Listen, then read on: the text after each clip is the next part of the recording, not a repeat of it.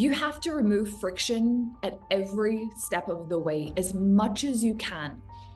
And what I want to speak to you about today is how to really identify friction and then how to move beyond it. When you have this big dream or you have an idea or you have something that you want to do, there's this dream that's not yet actualized. Otherwise, it wouldn't be a dream. It would just be our current reality. So we have this future reality that's inside of that is the dreams, the ideas, the wants, the desires. But then we have our current identity, who we currently are.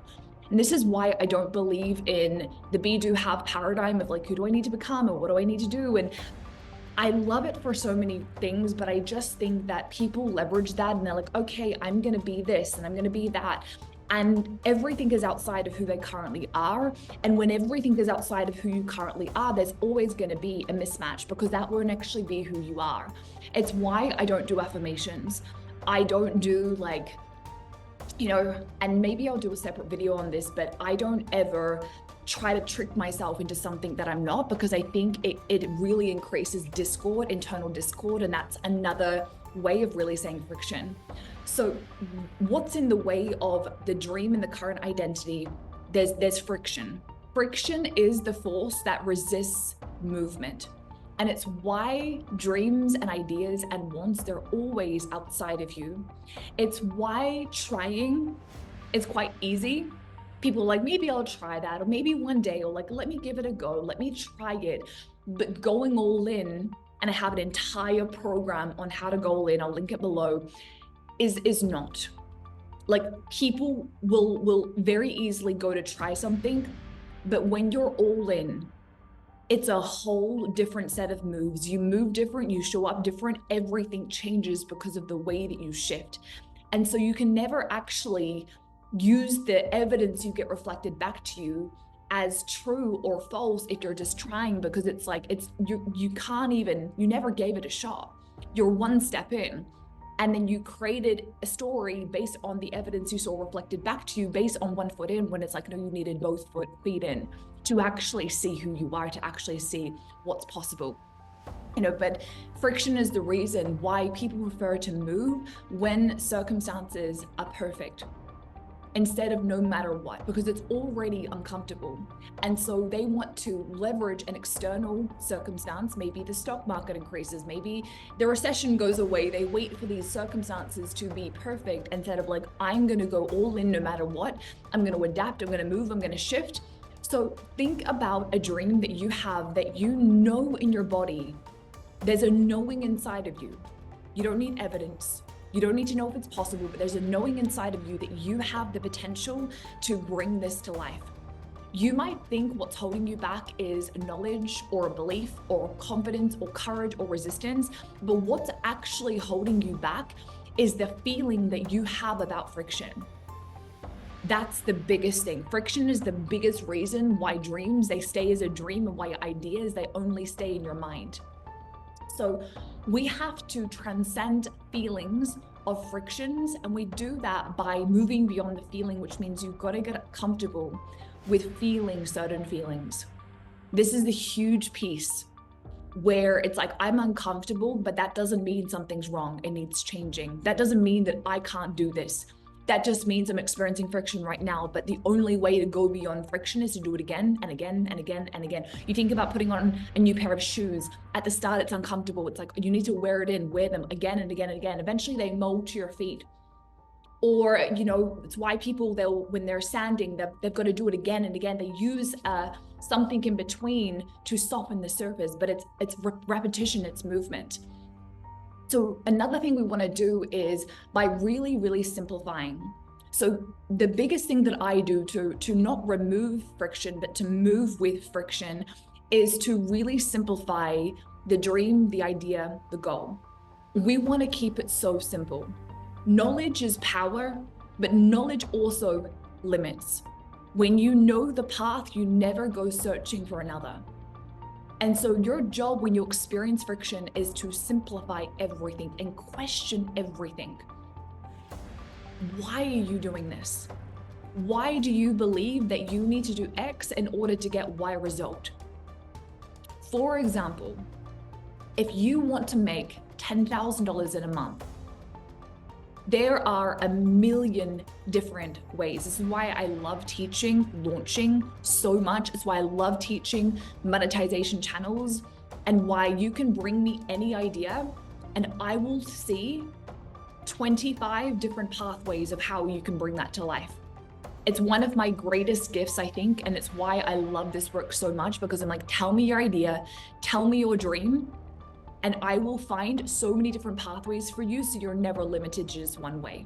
It's also why I don't teach very fixed, like this is how to do it, because all of my clients have different strategies, have different paths. My answer to them changes based on what their wants and what their desires are. So if you want to make 10K, let's use this as an example, you can apply the exact same thing to 100K, to $1 million, like it doesn't matter what the figure is.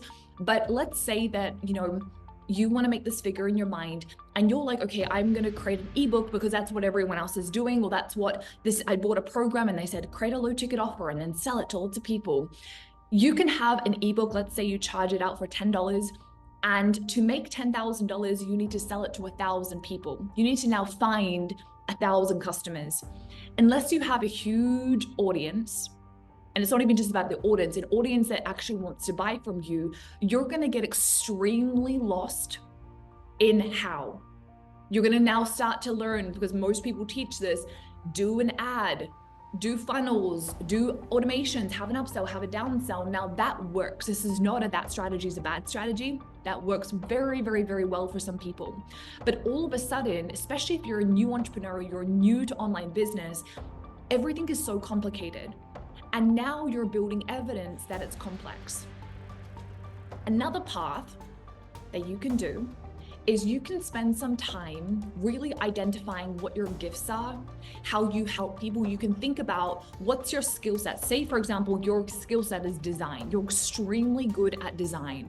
So well, you can hear someone's vision and all of a sudden your brain starts to create like images and you get flashes of images. Like you're so good at design. And so you create a design package and you charge it out at $10,000. And it could be a 3-month experience, a 6-month experience, a 1-month experience. Like it doesn't really matter what the cost is.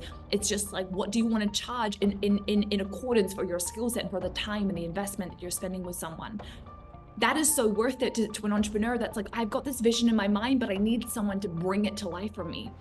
We actually do a lot of branding with our customers because I have an in-house graphic designer. She's incredible. She's been working with me for around 4 years now. And I used to just have my own, like she'd just work on my own stuff. And then I'm like, okay, actually, like when clients sign up with me, they get access to her. And so that was such a cool addition. But really starting to think, like, open up your mind. There's a million different ways, but you cannot get to the way when you're only limited to one path. So it's the same result, but it's a different path. If you want to share your message every single day, write, articulate your message, practice, find ways to share your message that are effortless. These videos I'm recording on Zoom. Let me show you my lighting. I have this very, very easy.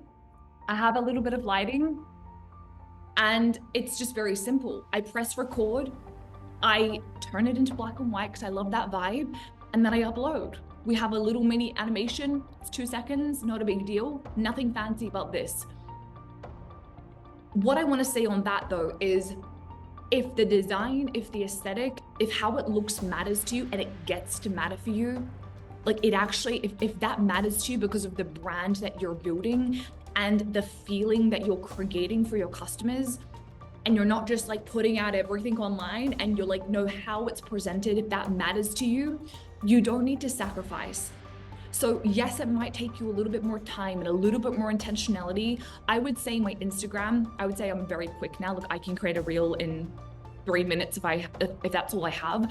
But at the beginning, it took me a little bit of time. Sometimes it would take me an hour, sometimes it would take me 40 minutes. Now I've gotten quite good at creating very quickly, but that took a bit of time. So if the design and the aesthetic matters, it gets to matter for you. It gets to matter.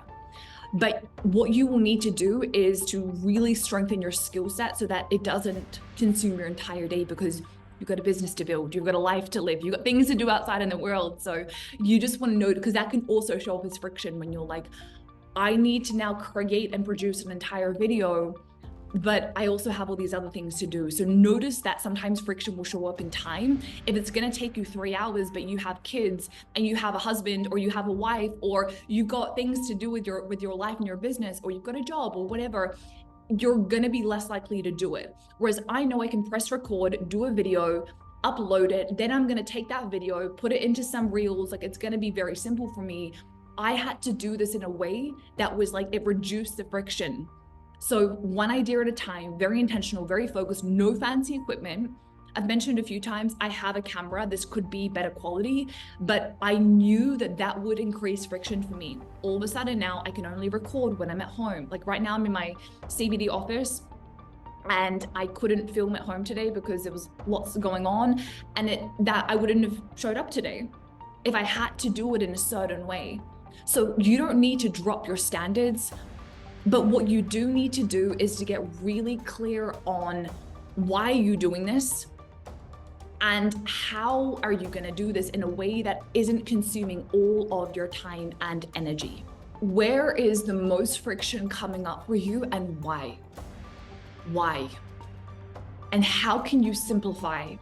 And how can you even question the friction and like, why am I doing it that way? Is there another way I can do it?